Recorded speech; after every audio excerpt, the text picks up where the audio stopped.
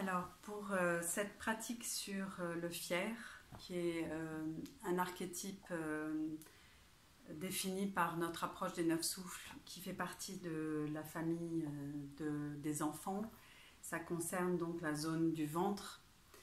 Il va y avoir dans ce que je vais vous proposer là deux phases.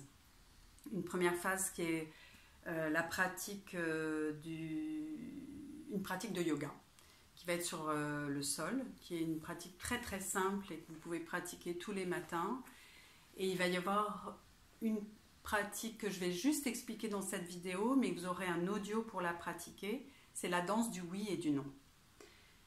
Dans ce livre que nous avons écrit avec Nicolas et qui reprend la définition de tous les archétypes qu'on a définis dans le corps, qui correspondent chacun à une zone du corps bien précise et à une fonction du corps bien précise. Mais quand je dis fonction, par exemple, la fonction du fier, c'est la capacité d'affirmation, la capacité de découvrir la joie de la matière, la joie de vivre dans un corps, la capacité de dire oui, la capacité de dire non.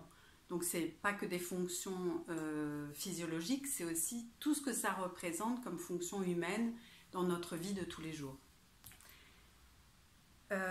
Juste pour vous montrer, la carte du fier, c'est celle-ci. Donc ce livre va avec un jeu de cartes parce qu'il y a tout un tirage de cartes qui est possible aussi. C'est juste pour vous montrer que ça concerne les intestins, le gros intestin, et que la pratique que je vais vous proposer porte là-dessus. Ce qui est un peu étonnant parce qu'on se demande comment on peut pratiquer en dehors d'aller à la selle la pratique des gros intestins. Mais vous allez voir que ma pratique de yoga porte sur cette capacité de faire fonctionner cette zone du corps. Ensuite, je vais juste vous expliquer, après cette pratique de yoga que je vais vous montrer, il va y avoir l'explication de la danse du oui et du non qui est dans l'audio. Voilà, donc vous pourrez regarder en quoi va consister cette danse et peut-être ça va vous aider pour pouvoir être guidé dans l'audio. Voilà. Merci, bonne pratique. Bon, donc cette pratique que je vais vous proposer sur le fier, c'est une pratique qui permet de clarifier quand est-ce que vous êtes vraiment dans cette fermeture ou disons plutôt dans cette fermeté qui s'affirme ou dans la part dans un autre moment qui est le relâchement, l'ouverture et qui est l'ouverture, la détente et l'ouverture. Donc c'est un mouvement de yoga, c'est extrêmement simple et en même temps ça demande... c'est extrêmement simple parce que c'est allongé, parce que ça ne demande pas énormément d'efforts, donc c'est très possible de le pratiquer le matin. Mais c'est assez précis. Donc je vais le faire et vous allez voir pourquoi ça mérite que je le fasse, parce qu'il y a pas mal de précisions qui permettent justement d'expérimenter ces deux phases. Voilà, pour dire que ces deux phases sont très liées à l'énergie du fier, qui est l'énergie qu'on cherche, qui est celle de pouvoir dire non, celle de pouvoir marquer ses limites, et celle de pouvoir dire oui, et d'être de plus en plus clair sur ces deux messages. Et pour nous, c'est vraiment quelque chose qui s'expérimente dans le corps et qui se renforce dans le corps. Normalement, c'est à 3 ans, 2-3 ans, au moment de la période anale, au moment où on est autonome pour faire ses selles, et on en est fier d'ailleurs, normalement. Mais c'est aussi intéressant, en fait c'est des fonctions qui se perdent quand on est adulte, pas le fait d'aller à la selle heureusement, quoique, mais c'est disons qu'on apprend à naviguer en étant plus ou moins clair, et cette capacité à dire clairement non ou clairement oui est sûrement intéressante pour beaucoup d'entre vous et pour moi aussi, de réexpérimenter, de reclarifier à cette époque-ci. Voilà. Donc là, on va passer à la pratique et je vais vous montrer sur le tapis ce que ça donne. Donc c'est une pratique que vous pouvez faire tous les matins à la sortie du lit. Elle est très douce et elle est très intéressante parce qu'en plus de tout ce que je vous ai dit, elle remet vraiment dans son axe.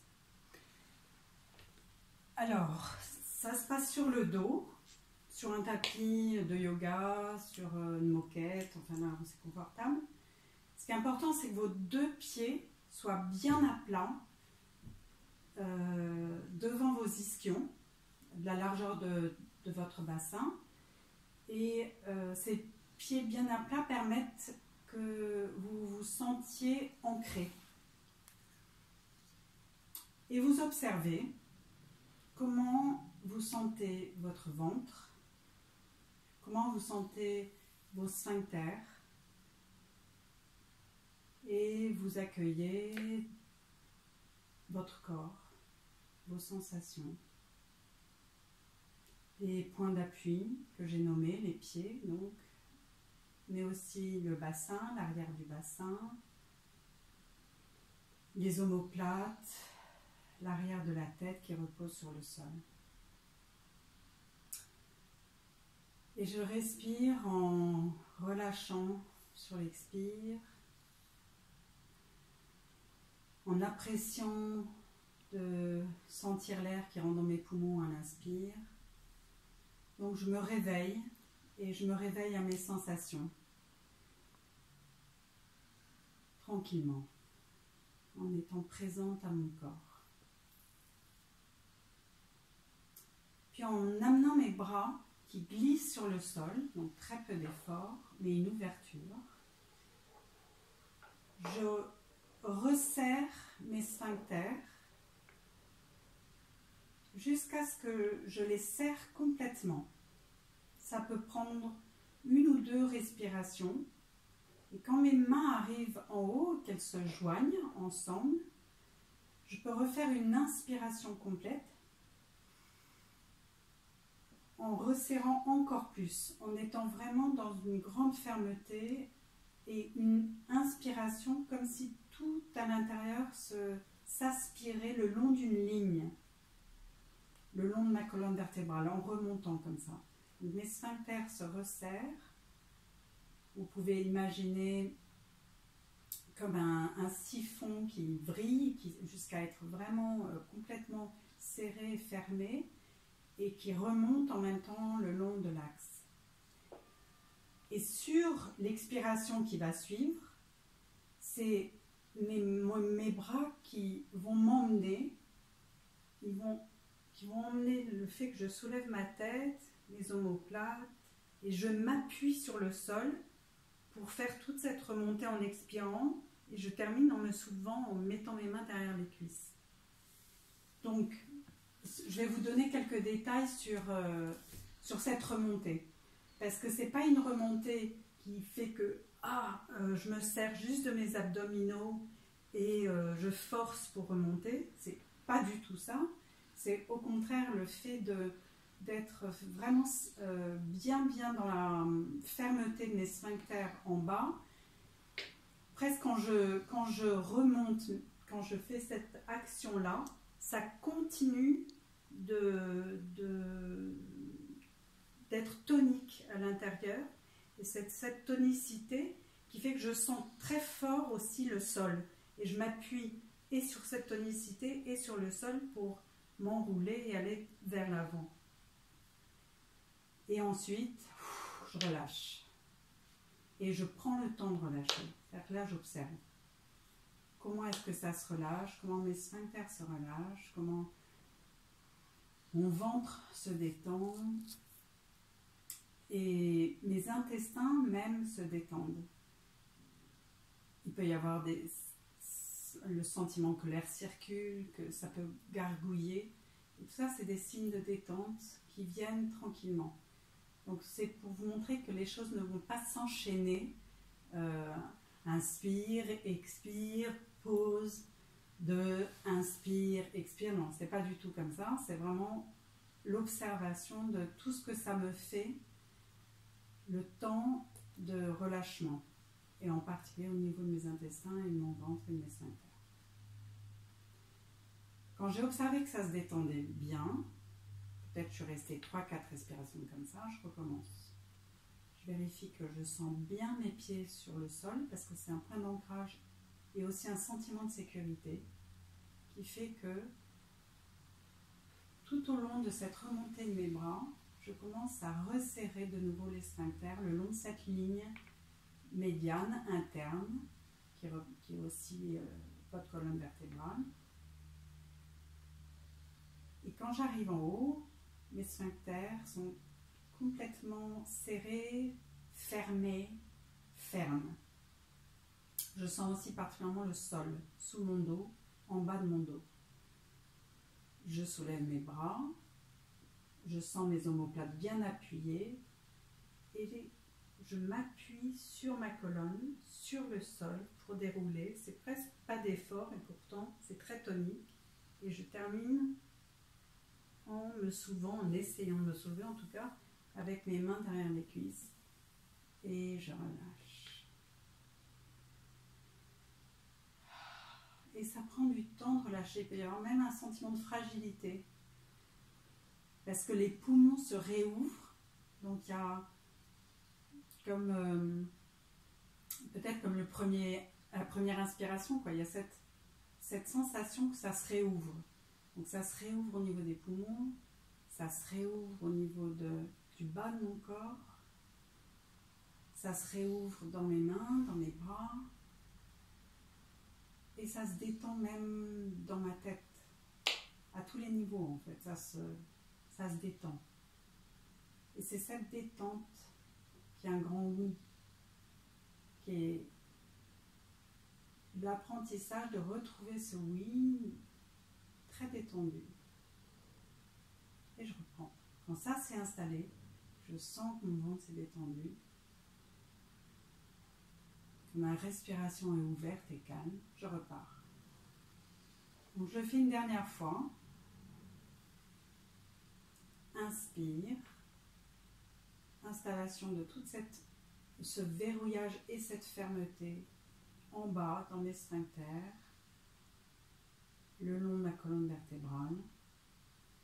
Ma nuque peut avoir envie de s'allonger. Expire, j'appuie mes omoplates. Quand mes mains passent au niveau de mon visage, je suis mes mains. Je suis cette direction jusqu'au bout de l'expire. Et je relâche. Et j'observe. Et je me laisse le temps de cette détente. Ça peut être bien aussi entre les exercices de relâcher, après avoir vraiment observé dans le moins de mouvements possible. Vous pouvez continuer en détendant le bas du dos, en faisant ça, qui est une position très enfantine et très simple et qui ramène à cette insouciance qu'on a eue quand on était petit, vers 2-3 ans. Et voilà, c'est une position très, très enfantine. Voilà, avant d'enchaîner, etc. Donc pour remonter, c'est sympa de se masser le dos et de sentir l'arrondi avant de sortir de l'exercice. En tout cas, c'est possible de continuer de masser ce lien bas et haut du corps en faisant cette bascule comme ça. Ce qui est toujours intéressant après une pratique, même quand elle est courte, hein, si vous le faites 5-6 fois, c'est de prendre le temps de rester un petit peu dans l'assise. Peut-être une petite méditation serait intéressante pour suivre, pour sentir justement comment est-ce que ça vous installe dans l'assise, dans votre axe, dans une posture qui est à la fois posée et redressée, qui est le propre du fier en fait. Si vous observez les gens qui sont fiers autour de vous, dans la rue ou voilà, lors de rencontres, il y a souvent ces deux éléments qui sont présents, c'est-à-dire à la fois quelque chose de très posé, de très détendu, qui, à mon sens, et dans le sens aussi de ce qu'on enseigne dans les 9 souffles, permet ce redressement qui est ouvert, fier, mais en même temps détendu. En même temps, j'assume qui je suis et j'accueille ce qui me vient, j'accueille ce qui vient à moi. Pour ce qui est de la danse du oui et la danse du non, je vous explique vite fait parce qu'après vous avez l'audio pour vous guider. La première étape, c'est je suis debout, je suis sur mes 2 pieds et probablement les yeux fermés, vous allez ressentir comment est-ce que vous ressentez votre relation entre l'intériorité et le monde extérieur. Comment est-ce que je sens mon corps relié, en lien plutôt, comment est-ce qu'il est en lien avec l'extérieur. Est-ce que je sens clairement la limite de mon corps? Est-ce que je sens clairement qu'il y a un espace tout autour de moi, à la fois au-dessus, à la fois sur les côtés, devant, derrière et en dessous, qui m'appartient, qui est pas mon corps, mais qui est quand même ma bulle énergétique? Est-ce que vous la sentez ou pas? Et sans jugement, vraiment, est-ce que vous ressentez cette réalité de cette bulle ou pas? Et puis ensuite, je vais vous guider dans ces 2 pratiques de mouvement qui vont illustrer, est-ce que vous savez clairement manifester le oui et clairement manifester le non. L'objectif, c'est pas que vous vérifiez que vous savez le faire ou vous ne savez pas le faire, mais c'est plutôt que vous développiez cette capacité. Donc, la première phase, c'est la danse du oui. Donc, ça va être comment je sens en moi, quand je dis oui, où est-ce que ça s'ouvre, et je laisse mon corps peut-être accompagner ce oui. Donc moi, tout de suite, c'est au niveau de mon ventre, et je dis oui avec ce mouvement d'ouverture, de rondeur, de coupe. Ça peut être plus petit au départ, peut-être que vous n'allez pas vraiment sentir tout de suite, mais c'est pas grave. Vous laissez le corps vous montrer comment ça se passe pour vous quand vous dites oui. Et vous allez dire oui à différentes choses. Je vais vous accompagner pour que vous puissiez dire oui à ce que vous avez envie de dire oui à ce moment-là de votre vie. Moi, par exemple, là, je vais dire oui à cette végétation, à cette nature que je vois à travers la fenêtre, à ces beaux arbres. Je dis oui à la légèreté dans ma vie. Je dis oui à la fluidité de ce qui se passe, à la fluidité qu'il y a dans mon corps. Je dis oui à etc., etc. Et puis quand vous aurez fait cette phase, je vais vous accompagner dans le non. Et tout de suite, pareil, là, moi quand j'évoque le non, ça vient là dans l'avant de mes bras. Et ça tombe bien parce que je voudrais vous inviter à être plus clair dans des gestes plus francs, plus nets, qui vont aller avec peut-être la structure de l'ossature, des articulations. C'est comment est-ce que je me préserve, comment est-ce que je dis non, à quoi je dis non. Je dis non à tout ce qui va rentrer dans mon cercle de trop près et qui va m'imposer des choses. Je dis non à la mauvaise humeur de certaines personnes autour de moi. Je dis non à tout ce qui va vous venir en fait. Et comment vous pouvez petit à petit être clair dans cette posture de non, non, non, non, etc. Donc je caricature un peu les gestes, mais c'est parce que je voudrais vous montrer qu'il y a petit à petit une vraie différence entre oui, l'accueil, et non, hop, hop, savoir stopper quoi. Et dernière phase, donc je vais vous guider dans oui, non, peut-être plusieurs fois. Et la dernière phase, ça va être, ok, je reviens au centre. Et à nouveau, j'examine comment est-ce que je perçois mon corps, ma présence, en lien avec l'extérieur. Peut-être je perçois beaucoup plus la densité de mon corps, Peut-être que je me sens beaucoup plus ancrée. Peut-être que là, pour le coup, je sens une vibration autour de moi qui est plus claire, etc. Donc vous allez voir comment ça change ou pas la relation que vous avez au monde. Et ça change ou pas cet espace qui vous permet d'être plus vous-même, plus dans le oui et plus dans le non aussi. Cette liberté qui fait que cette liberté permet une affirmation, dans tous les cas, du oui et du non. Et c'est cette affirmation qui exerce à retrouver cette fierté. Voilà, donc bonne pratique. À bientôt.